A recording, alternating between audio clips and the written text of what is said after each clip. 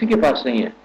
اب دیکھیں یہ جو ہمارے اب خانہ کعبے کے امام ہیں عبدالرحمن الشذیر صاحب دامت عالیہ، ان کے متعلق آتے بہت پہلے یہ دیوبند آئے، بہت پہلے یہ دیوبند آئے.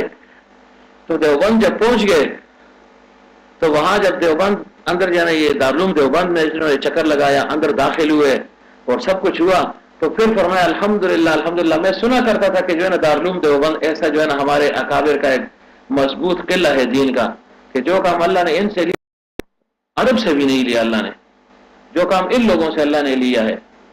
اور فرمایا آج میرا دل ٹھنڈا ہو گیا یہاں پہنچ کر، دل کو سکون اور قرار مجھے ملا. میں سنا کرتا تھا دیوبند دیوبند دارالعلوم دیوبند، قاسم نانوتوی رحمۃ اللہ علیہ جو بانی تھے، سنا کرتا تھا. میں نے کہا یا اللہ مجھے بھی موقع دے دے. آج جب آیا تو میرے دل کو ایک ٹھنڈک اور سکون جو ہے نا اطمینان حاصل ہو گیا ہے.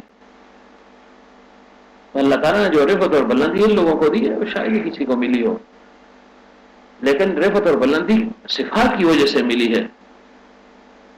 عشق رسول میں سب سے آگے ایسا میدان ہے جس میں ہمارے اکابر پیچھے ہٹ گئے ہوں یا پیچھے رہ چکے ہوں، لیکن بات وہی ہے. حضرت فرمایا کرتے تھے کہ نالائق شاگرد جو ہے نا وہ باپ کو بدنام، یعنی نالائق بیٹا باپ کو بدنام کر دیتا ہے، نالائق شاگرد بدنام کر دیتا ہے، اور نالائق مرید سلسلے کو اور شیخ کو بدنام کر دیتا ہے. تو ہم وہ نالائق ہیں کہ جو ان کا منہج ہے، جو طریقہ تھا اکابر کا، اس کو ہم نے چھوڑ دیا ہے. تو ہم جو ہے نا نام کے دیوبندی رہ کے حقیقت